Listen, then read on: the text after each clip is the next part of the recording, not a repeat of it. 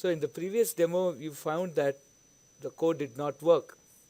For example, if you have seen, my B008 should have been 3 and my B000 should have been ECAD and D200 should be BABE and D208 should be CAFE.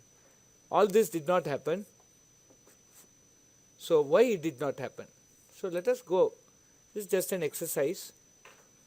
We had initialized stack pointer to 0, and it's a segment. When you try to push in, then if the stack pointer is 0, then when you try to push, it basically gives a stack fault, and that is why it was not able to. And when we actually have an interrupt, the stack is being pushed into, and so essentially nothing could move into the stack, and that is the reason why the program did not work. Now we go to line number 52 and make it 0x50, and we will also see in your another window here lab2.s, and go here and see that this is, go down to that particular line, and you here see that your move ESP, 0x50. So once you do this and compile this and then upload this here,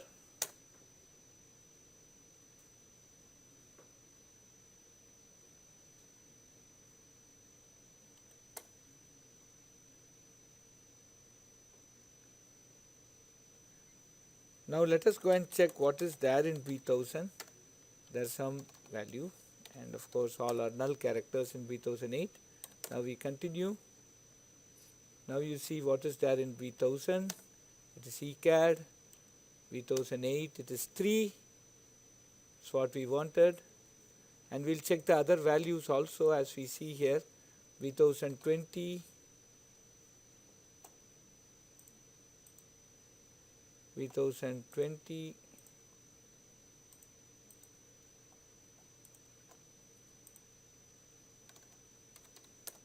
there's been F, 30 is DF, so 8 is 3, we have already checked, D200 is B, D208 is CAFE. So this basically worked. And let us also now see where does the stack start. Essentially the stack is starting at B1100 and we are looking at 50. So let us see S/10x 0x B140. So now as you see here, there are things that have been pushed here, 46, 8, D8. So this was the code segment, etc. So the stack is now operational at B150. So the stack actually grows down. So initially when we made ESP as 0, it basically started growing down beyond B1100 and essentially it became negative. Now when I made ESP as 50, it started working with 4F and B14F, as you see here. This is where the stack has been operational. So what we have done in this assignment is we have created 3 faults. One is an hardware generated fault divided by 0. The next one was an overflow, where there was an overflow created and then an into instruction was executed to see the overflow. And then there was a software defined int31. The difference between the first and the last two was that when the interrupt service routine completes its execution, in the first case divided by 0, it came to the same instruction that created the fault, so that we could actually rectify. But in the case of the other two, it went into the next instruction that actually created the interrupt, and this is very important to be noted. So interrupt service routines, which can be potentially a big source of uh, uh, security vulnerability, because that actually causes multiple privilege level changes, as we will see in the subsequent assignments. But so what we have done in this particular assignment is to basically demonstrate how you write interrupt service routine, how you load the IDTs, and how you configure this.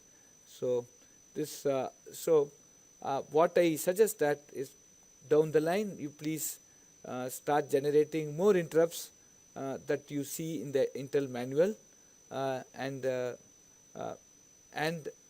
write some interesting interrupt service routines. Right?